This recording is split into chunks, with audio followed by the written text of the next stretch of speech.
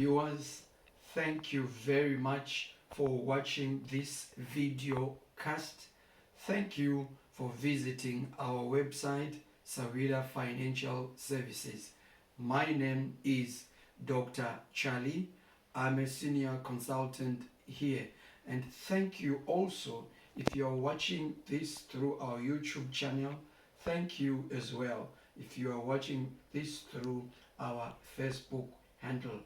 I'm just going to explain briefly why it is important for micro, small, and medium enterprise owner managers to consider getting business advice during the course of operating their businesses. You will find that operating a business is not something that is very simple. Indeed, it is not an easy walk in the park. You are going to realize this when I walk you through what it requires. You can see a heap of books that I have put here to help me demonstrate that it will demand a great deal of skill, knowledge, and other competencies in order to effectively operate a business. Let us start here. I'm holding this book, Entrepreneurship. It is all about how individuals take risks to create and identify opportunities in the market and exploit them profitably better than competition. There are two types of individuals. There are those who deliberately make a decision to get into business, and we call them in entrepreneurship studies as opportunity entrepreneurs. And what they do is what becomes opportunity entrepreneurship. There are also individuals who are forced, excuse me, let me just clear my throat, who are forced into business, and we call them necessity entrepreneurs or necessity owner managers. Now, regardless of whether you were forced into business, for example, due to a negative externality like you have lost your job, or whether you made a voluntary decision, it still comes to the same thing. You require a great deal of skill, knowledge, and competence to continuously effectively manage your business better than competition. And this is where it is critical for you to consider seeking getting business advice. So entrepreneurship is the first domain for our skills. Secondly, you will need the skill regarding research, business research. I'm holding here two textbooks that talk about business research. Research is all about gathering data and you process that data. A good example is, let's say you are operating a shop or a factory, and day one you register some sales, day two, and now it's a week, now it's a month. You will find that on a particular week your sales can actually go up. On the second week, they remain where they are. On the third week, they go down. On the fourth week, they go up. Something like that. It becomes a trend. This is what we call data. You then have to ask yourself, why is it that my sales went up on week 3 but went down on week 4? Or you can even say, why is it that for the first 3 months my sales were going up? This is what we call data. So you need to process it and then find out the underlying factors that are driving this trend in your sale. That's what we call business research. And this is again significant competence that is expected and required from our entrepreneurs who are operating their businesses, regardless of whether you made a voluntary decision, that is opportunity entrepreneur, or you were forced into business, that is necessity entrepreneur. Moving on, why do we carry this research? It is important because we want to understand the business environment. And I'm holding here a book written Business Environment. This is because there is no business that operates in a vacuum. Every business operates in an economy, and that economy has different sectors like the political, the economic, the sociological, the technological, the legal, the environmental.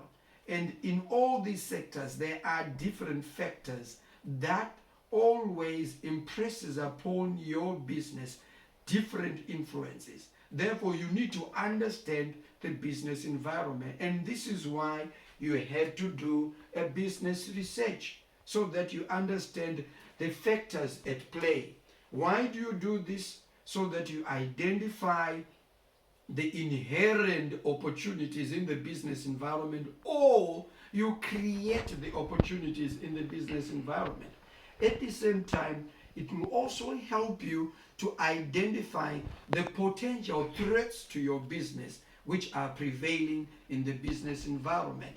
And once you have done that, it also helps you to understand the market. Remember, why you are in business is because you want to provide products and services that meets the needs for the market.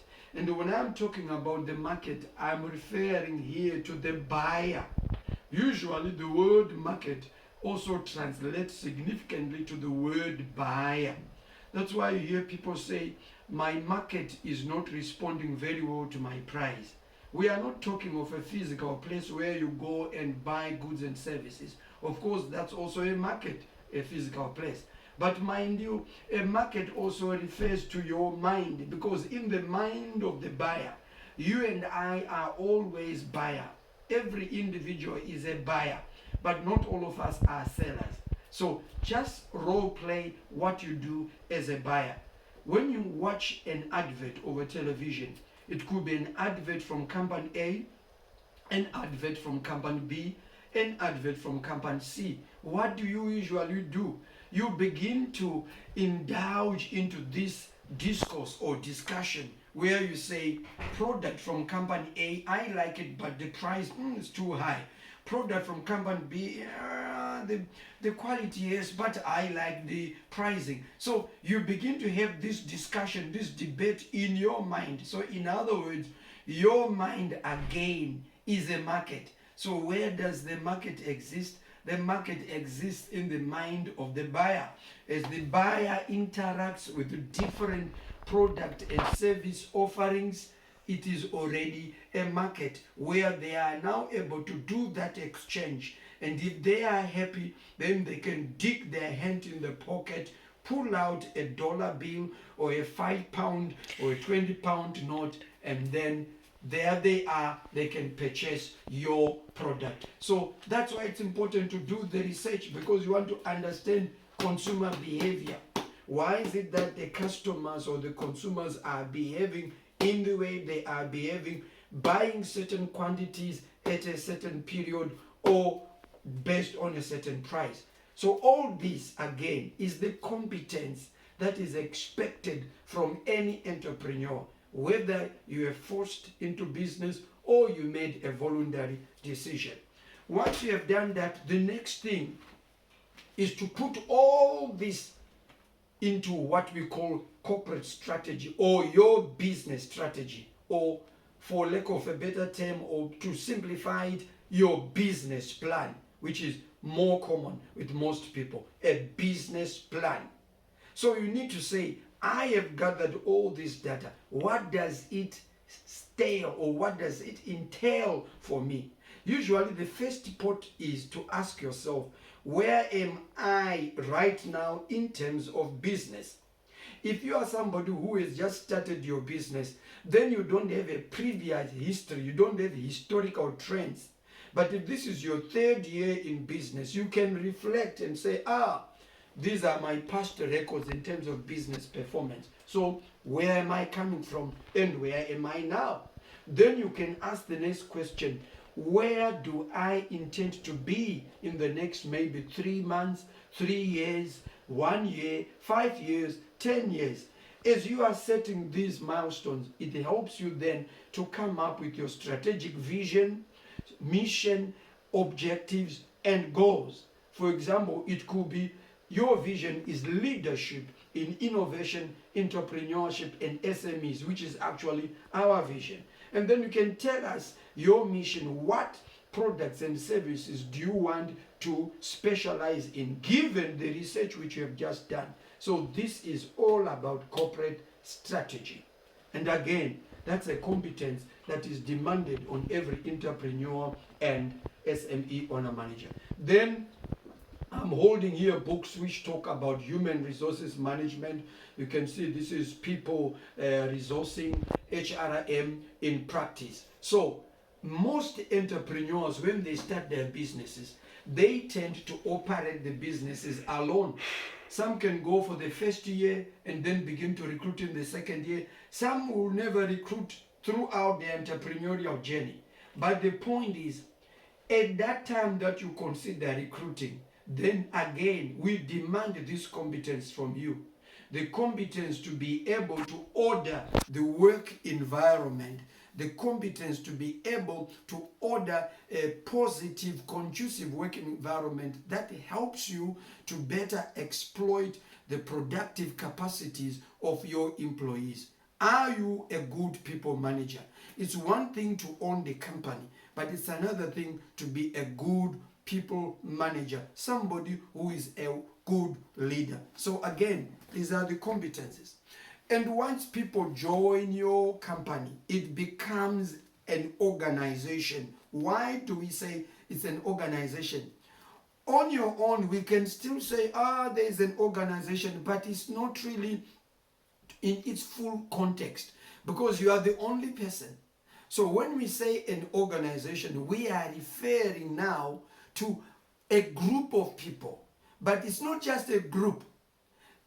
They are more than a group because one, you are united by a common vision, a mission, values, shared values. And as a result, you now have an organizational culture where we say, this is how we do things at this company, and this is how we dress, and this is how we speak, and this is how we handle clients. So this again demands competence from you, because the moment it becomes an organization, it brings about a number of challenges. Mind you, when people join your business as employees, some of them, they bring along their cultures from their previous employers. And some tend to say, this is what we used to do. So you will have challenge. You are then required to dig deep into your leadership skills, into your motivation skills, so that there is equity and there is free will where people can have what we call organizational commitment and buy in into that organization. Without that, then you find that your employees can just be drawing on their checks at the end of the month, and yet they are not really giving the best in terms of their productive capacity. And then moving on, because of so many people now in your company, you are bound to have conflicts. Hence, you need the need for competence in respect of industrial relations. That's why I'm holding this book, Employment Law. Because when you are dealing with industrial relations, what comes to mind then is you have to do it by the book according to the employment law, which governs the economy in which you are operating. And how many entrepreneurs out there, how many SME owner managers there would say they are experts when it comes to industrial relations and employment law? According to research, most entrepreneurs, most SME owner managers find the issue of industrial relations, the issue of human resources management quite challenging, and hence the need to seek advice. Moving on, you need competence when it comes to accounting and finance. Remember, you are in business to make money, and you can't make money if you don't record. Therefore, the first part of call is basic accounting, where you need to record. You must have your ledgers, your trial balance, and you are doing your profit and loss. And going beyond that, you need financial management, where you need to manage those assets which you have in the long term, so that it becomes a sustainable business which is operating on a going concern basis, including decisions regarding the allocation of dividends to your shareholders, including investments on the stock market. You are talking of bonds, issues like that. That is again competence that is demanded on you, especially if you have desires for growing your business beyond being a micro or a small medium enterprise. Moving forward, you find that as you continue to operate, you are not alone. There is competition. Therefore, what do you do in order to remain afloat? You need to be creative, innovative. And now we are talking of the knowledge domain about innovation and the whole broad aspect of knowledge management.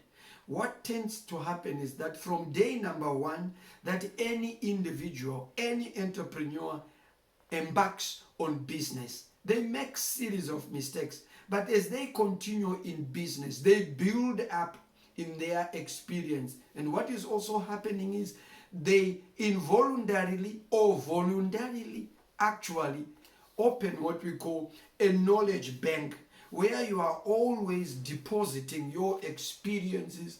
When you observe other colleagues doing their business, or when you observe your mentor, you learn socially, you learn from experience, and all this you learn by reflection.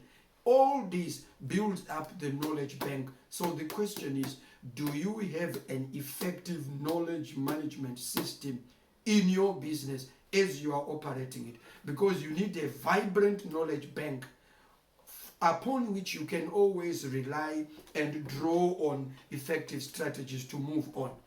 Going forward, we also require you to have specific knowledge with regards to operating a small business. Remember, you are not a large enterprise which recruits more than 250 employees. Usually, just going by the benchmark in UK and the European Union, a micro business recruits between 0 to 9 employees. A small business, 10 to 49. A medium enterprise, 50 to 249. So you need this competence of operating a business specifically as a small business. And as I conclude, 2 more things to go. Let's say you have grown your business and you now want to operate in other economies. Suddenly you realize how you do business in your own local economy is not necessarily the way business is done in international quarters. So this is uncharted territories. Hence you need another special competence where you understand international business, international marketing, international business environment. Again, we demand it from you because you are the person who owns the business and who is running the business. And lastly, we have issues to do with computers, data, information communication technologies, ICTs, which will lead us to management information system. You will agree with me that if there are 2 key factors that continues to revolutionize our business environment, we are talking of technology and globalization. These are twin devils, if you like, because they are incessantly always affecting our business, globalization and technology. And therefore, as an owner manager, as an entrepreneur, you need competence when it comes to this. Do you have robust management information systems that are properly driven by the appropriate technology, so that you can gather data at the operational level, the tactic level, and at the strategic level? Remember that triangle. Up there is the strategic, where you are as the chief executive, and the tactical, your line supervisors, managers, and the operational, these are your lower line operational staff. This is what you require. Now, look at it.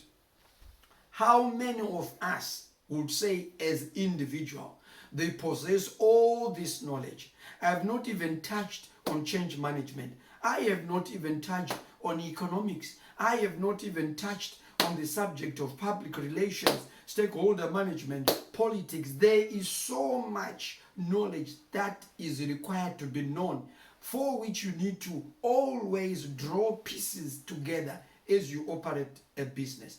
The argument, which is quite objective, is that none of us possess all these competence as an individual.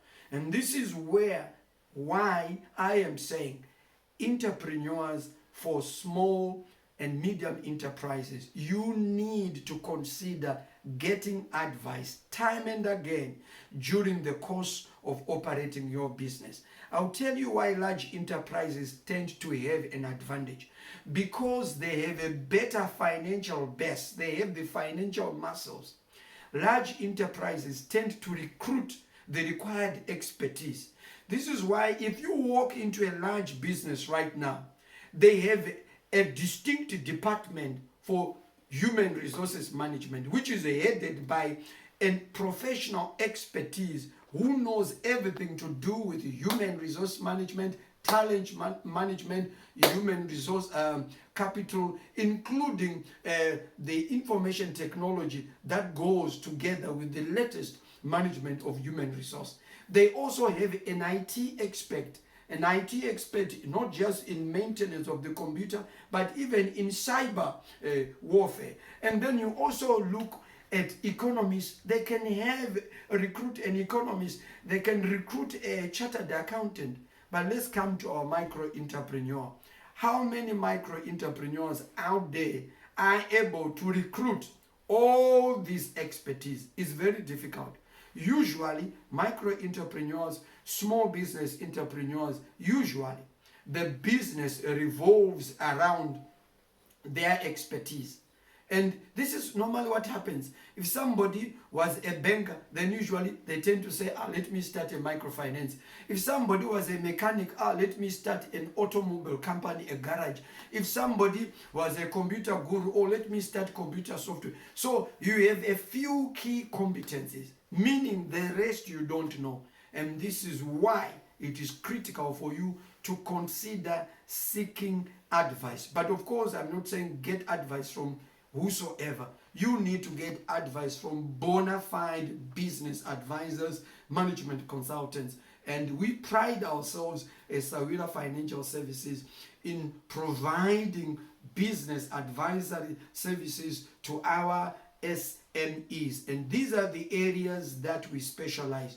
We provide advice in the area of strategy, in the area of corporate governance, in the area of people management, in the area of marketing management, in the area of change management. So I'll go over again: strategy, leadership, people management, marketing management, change management, and corporate governance. So if you want us to carry this conversation further, feel free to get in touch with me.